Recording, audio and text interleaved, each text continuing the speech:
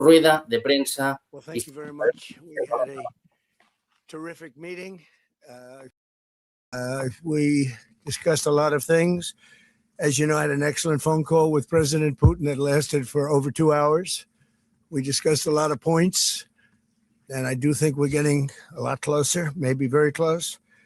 The president and I just spoke to the European leaders. They were President Emmanuel Macron of France, President Alexander Stubb of the Republic of Finland, President Karol Nawrocki of the Republic of Poland, Prime Minister Jonas Gahr Store of the Kingdom of Norway, Prime Minister Giorgia Meloni of the Italian Republic, Prime Minister Keir Starmer of the United Kingdom of Britain and Northern Ireland, Chancellor Friedrich Merz, the Federal Republic of Germany, Secretary General Mark Rutte, the North Atlantic Treaty Organization, NATO, President Ursula von der Leyen of the European Commission. We spoke to all of those great leaders. They're all great leaders. And we had a great talk with them after we were completed. We thought it was appropriate to speak with them. And our meeting was excellent. We covered, somebody would say 95%. I don't know what percent, but we have made a lot of progress on ending that war, which is really certainly the most deadly war since World War II, probably the biggest war since World War II. And I want to thank Steve Witkoff, who's here, and I'd like to thank Jared, who's here someplace. Thank you, Jared. And thank you, Steve. What a great job you've done. Jared Kushner, Steve Witkoff, and Marco Rubio is here. Thank you, Marco. And Pete Hegseth is here. Those two people are doing an unbelievable job. And the four people on this one are doing, I don't think anybody could do it. And we'll see if it gets done, but it's very close, certainly. Nobody would even have a chance of getting it to where it is right now. Nobody would have thought that was possible. So I just want to say we've done very well. We've had discussions on just about every subject, and that includes with President Putin before. And we went into great detail, and we likewise went into great detail today. And it was an honor to have you at Mar-a-Lago and have lunch. I hope you enjoyed the food. Your people enjoy the food. I can tell you that. You're big, strong people. Your general over there looks like central casting. I want to also, by the way, speaking of generals, we have a great general, General Raisin Kane, who is here someplace. Vamos a Donald Trump, que dice que están muy cerca de una solución. Dice que han entrado en detalle, ya no solo con Zelenski, con los líderes europeos, he ido relatando, por cierto, todos los líderes que han participado, sino que dice Trump que han entrado más en detalle que nunca. Dice que están más cerca que nunca, pero que ya veremos si se hace o no. Seguimos escuchando, en este caso, a Zelenski. Trump for a great meeting at this amazing place in his home in Mar-a-Lago. And we had a really great discussions on all the topics, and we appreciate the progress that was made by American and Ukrainian teams in these recent weeks.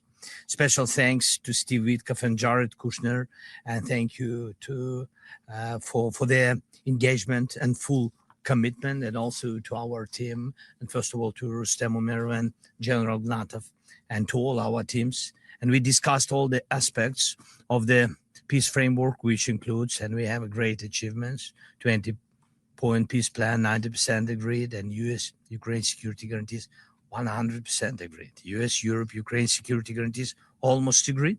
Military dimension, 100% agreed. Prosperity plan being finalized, and we also discussed the sequencing of the following actions. And we agree that security guarantees is the key milestone in achieving lasting peace, and our teams will continue working on all aspects. We also had a joint productive call with European leaders, like President Trump said already, and a lot of leaders, including NATO and the EU.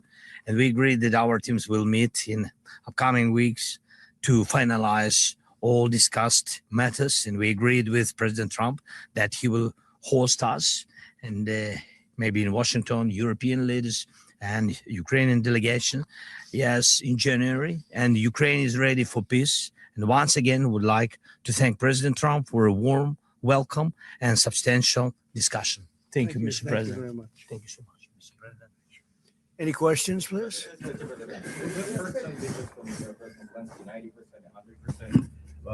The U.S. Ukraine security guarantees. What number are we at right now? Well, I think look, you can say 95%, but I don't like to say percentages. I just think we're doing very well. We could be very close. There are one or two very thorny issues, very tough issues, but I think we're doing very well. We made a lot of progress today, but really we've made it over the last month. This is not a one-day process deal. This is very complicated stuff, but I think when the president says 95, I think, could be close to 95%. Yeah, please, behind you. Mr. President, have you agreed on the so-called free trade zone on Donbass? How to separate the sites? How to make the separation line? Who will be responsible? Escuchamos a Donald Trump. Decía Zelensky hace escasos minutos que ya están acordadas las garantías de seguridad al 100%. Dice que al 90% hay acordadas otras cuestiones. Le han preguntado por esto a Trump qué porcentaje hay. Dice, que se ha hecho mucho trabajo en el último mes, no solo en el día de hoy, y que él cifraría en un 95% las opciones de un acuerdo más cerca que nunca. Seguimos escuchando a Trump. You spoke with President Putin. Can you assure us that you have received written or any formal response from them? Well, what was the issue? You have to tell me. What did they say? They are telling that Ukraine has to give up Donbass. Just very recent statement coming out. Well, that's what they've been asking for, and there's a dispute about that. So they're going to have to iron that out. That's an issue they have to iron out. But I think it's moving in the right direction. Delay the solution or peace agreement that you try to achieve. Le han preguntado a Trump sobre el Donbass, es el punto fundamental. Yuri Usakov, el asesor presidencial ruso, decía, que Ucrania tiene que ser inteligente, que Ucrania tiene que ceder este territorio. Dice Trump que es uno de los puntos a resolver en estos momentos, que cree que deben ponerse de acuerdo y que cree que van en buena dirección. Seguimos escuchando a Donald Trump. Question, Mr. President, what is your take on Donbas status? Are you prepared to see it as a free economic or demilitarized zone? No, we spoke about 20 points planned, and I'm happy that really our teams very close to results. And I agree with President Trump that our teams worked not one day and not one week, more than 1 month, beginning from Geneva, then 2 meetings in Miami, then we had Berlin, and now we have Mar-a-Lago. So this is a very difficult question. You know our position, so it's, we have to respect our law and our people. We respect the territory which we control. And of course, our attitude is very clear. That's why President Trump said this is a very tough question. And of course, we have with Russians different positions on it. No, when we speak about referendum, we spoke that it's one of the key. We can have referendum on any kind of points of this plan. I said that we can use referendum like for the plan, or we cannot use referendum. It's one of the key. We can use, this possibility of parliament to vote according to the law or to have referendum.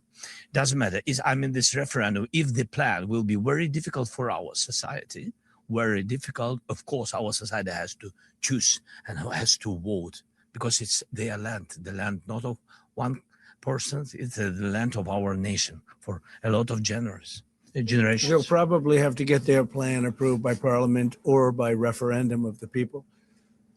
You would think that they want, I know they had a poll that it's 91% in favor of ending this war, so they want to end it like everybody wants. Russia wants it ended. Everybody wants it ended. So, and we want it ended. I want it ended because I don't want to see so many people dying. We're losing, massive numbers of people. The biggest by far since World War II.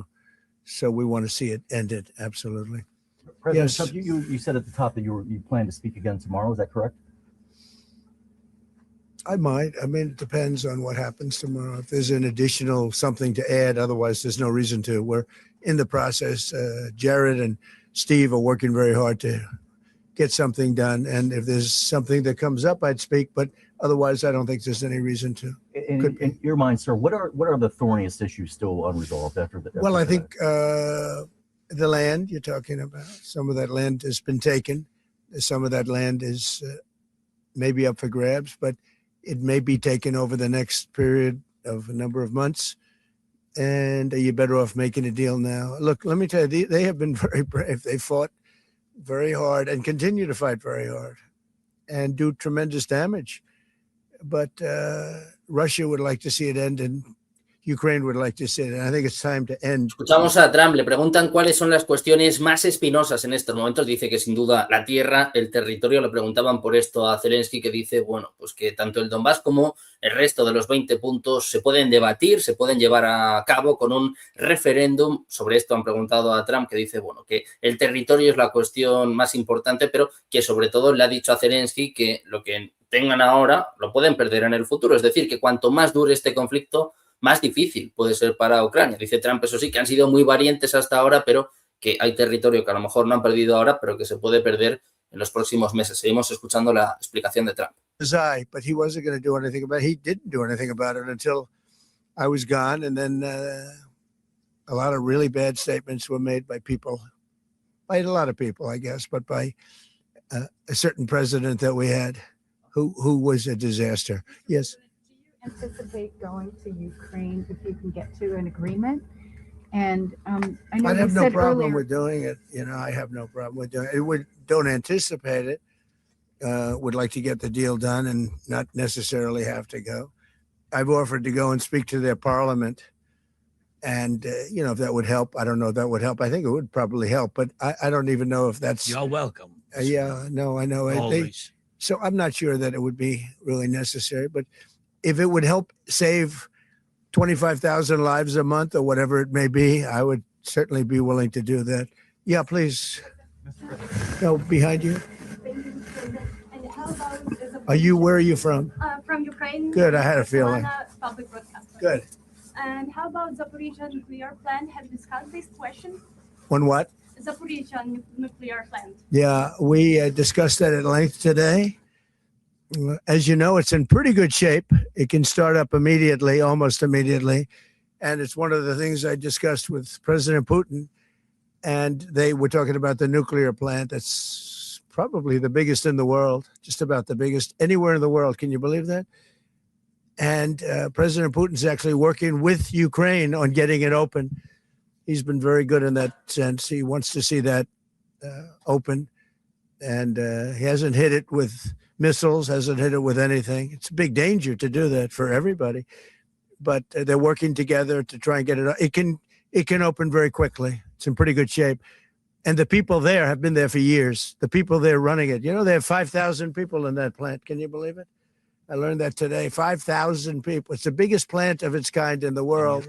Escuchamos a Trump preguntado sobre la central nuclear de Zaporizhzhia, la mayor de Europa. Bueno, saben que hay peligro incluso de que pueda haber una salida de material atómico, ¿no? Saben que es la central nuclear más grande de Europa. Se habla de ataques con drones, con misiles, sobre todo del bando ucraniano. Dice, bueno, pues que Putin quiere que se reabra lo antes posible y la cuestión es si va a ser con Ucrania y con Estados Unidos al frente o si se la va a quedar Rusia. Le preguntaban por esto y también sobre si está dispuesto a viajar a Ucrania. Decía Trump que está dispuesto incluso a hablar ante el Parlamento ucraniano si esto facilita este acuerdo y sobre todo este referéndum que se plantea sobre los territorios. Seguimos escuchando a Donald Trump hablando de los asuntos más espinosos. He knows the territory very well. He's been fantastic at what he's doing.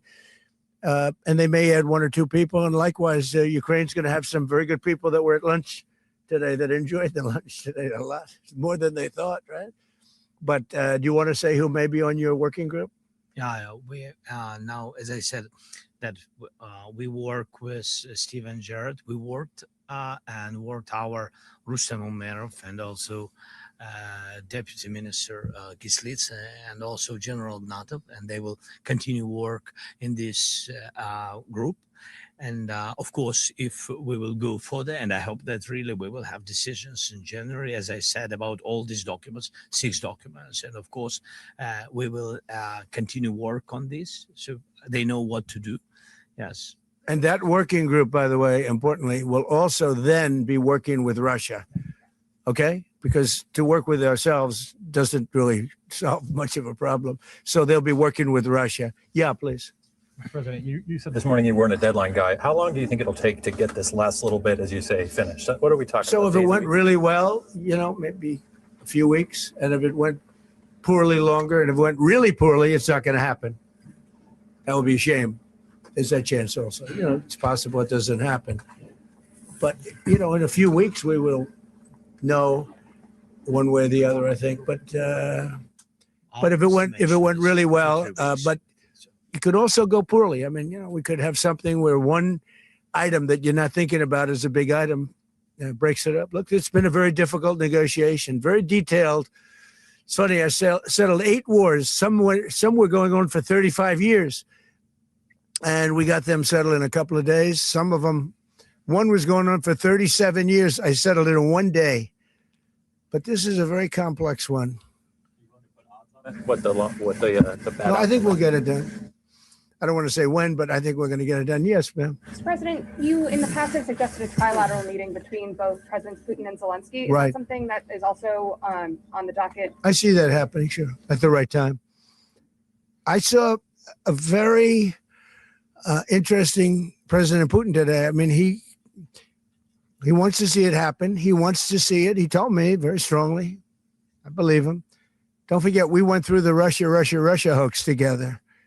Escuchamos a Trump, el presidente de Estados Unidos, dice que tiene que ocurrir, que en el momento oportuno ocurrirá esta reunión entre Putin y Zelensky, lo que puede ser, pues el momento final de este conflicto. Decía Trump cómo se están llevando a cabo estas negociaciones. Decía que el equipo negociador de Ucrania en algún momento se va a tener que reunir también con el equipo ruso y decía, pues que la paz está al 95%, que el acuerdo está al 95%, pero ahora decía, esto se puede salir por un lado o por el otro. Cualquier mínimo detalle, dice, cualquier momento puede echar por tierra esta negociación. Dice que en las próximas semanas vamos a salir de dudas, vamos a saber si se alcanza o no la paz, pero también lo deja muy claro. Dice Trump que hay 2 opciones. O se alcanza la paz en las próximas semanas o Estados Unidos se borra, se retira, se lo deja a los europeos. Seguimos escuchando a Donald Trump. I think we're going to get there. Discuss any time, location, meeting place? Yeah, we're discussing a lot of things. No, look, I was on the phone with them for almost, I guess, 2.5 hours. They're just telling me now. It's a long time. We discussed a lot of things. We didn't talk about the weather. We weren't talking about what a beautiful day it is in Palm Beach, Florida. Yes. Trump, President Zelensky mentioned maybe a meeting with European leaders back in Washington. Would that be in the next few weeks? Well, in Washington or someplace, yeah. These leaders that I just read, these are great people. They've spent a lot of money on helping Ukraine. And look, they're doing it for themselves also, meaning their country, because Ukraine's a very important country for them in particular. For us, it's very important. To me, it's the lives. We're thousands and thousands of miles. We're protected by a thing called the Atlantic Ocean and lots of other places, to be honest. And they're not, they're right there. But we're working together with them as we should be. But I'm doing it to save lives. We're not spending any money. Biden gave $350 billion away. And the president was nice enough to give us a contract to take out rare earth and things. So we'll see how that all works out. We have a contract, but we appreciated that. He was very good. But we'll see how that works out. But if you think about it, we're going to have, I really believe we're probably, Mr. President, by far closer than ever before with both parties. We had some times when he was close and President Putin wasn't. Then when President Putin was close and he wasn't. You saw that in the White House. But I think they both want to see it happen. In your conversation with... You're saying that you've said multiple times that you want to stop the killing. And nearly 100 American citizens died in Ukraine on the battlefield. Yeah. What's your message to their families whose loved ones died fighting? Well, look, the message is so obvious. It's what a shame. They died in a foreign country. And some are celebrated people. They're very celebrated. But so sad that a thing like that would happen. Yes, ma'am. Obviously, security is a major issue for the Ukrainians. Right. Did you offer any promises, any assurances today? Well, I did. We want to work with Europe, and Europe is going to take over a big part of it, as you can imagine. They're right there, but we're going to help Europe 100%, like they'd help us. Yes, ma'am. You were going to say something? Yeah, I was just going to ask, when your conversation... Who are you with? Andrea Shalal with Reuters. That's what I thought. Yeah. So in your conversation with President Putin, did you discuss what responsibility Russia will have for any kind of reconstruction of Ukraine I post did. an agreement? I did. They're going to be helping. Russia's going to be helping. Russia wants to see Ukraine succeed. Once it sounds a little strange, but I was explaining to the president, President Putin was very generous in his feeling toward Ukraine succeeding, including supplying energy, electricity, and other things at very low prices. So a lot of good things came out of that call today, but they were in the works for 2 weeks with Ojo, lo que está diciendo ahora mismo Donald Trump, el presidente de Estados Unidos, dice que Putin está siendo muy generoso con Ucrania. Dice que Rusia quiere ver a Ucrania triunfar. Dice, bueno, pues que en medio de estas conversaciones, en medio de estas negociaciones, el presidente ruso también está cediendo en muchos aspectos, en muchos asuntos. En cuanto a las garantías de seguridad, dice, bueno, pues que Rusia también quiere ayudar a Ucrania, sobre todo en lo que refiere a la reconstrucción. Saben que grandes empresas, como por ejemplo BlackRock, ha estado ya reunida con Ucrania, con representantes ucranianos, también estadounidenses, para ver hasta dónde alcanza este acuerdo y también, bueno, cómo va a tener lugar la reconstrucción, que es uno de los puntos fundamentales de este acuerdo de paz. So, but I think that's a problem that's going to get solved. Yeah. Would people who live outside of Ukrainians who fled during the war be allowed to participate in the referendum? What do you mean, people where live? The people that left. refugees So who the fled people to we have, Poland and Germany. if we speak about the people who are abroad, who are not on the territory of Ukraine, I mean, that's in Poland, in Germany, we have millions of people. Yeah, they have a referendum in the same of elections, in the same way how people come and vote. They have rights for this, and of course they have to come. That's why if we will come to referendum, yes, if we will come to such decision, people need infrastructure for this, and it's not simple, and that's why we spoke about it. It can't be in one day, very quickly. It's difficult because we need infrastructure. When you have millions of people, you have to build it in Europe, mostly in Europe for today. President Trump, I know you sound an optimistic note here, but what happens in a few weeks if things sputter? What are you prepared to do? They keep fighting, and they keep dying. No good. But if things don't happen, they keep fighting, and they keep dying. And we don't want that to happen. He doesn't want it to happen. President Putin doesn't want it to happen either. Okay? Thank you very much, everybody. Thank you. Appreciate it. Great. Thank you. Thank you, sir. And thanks for lunch. I don't know. Was it a good lunch? Yes, sir. There's no lunch. He walked in. He said, "This place is gorgeous." I don't think he wants to go to the White House anymore. That's the problem. I'm ready to go to the White House. I know. It is. The White House is a very special place, and so is this. I hope you enjoyed it. Thank you very much. So much. Thank you, sir. Thank you, sir. Thank you.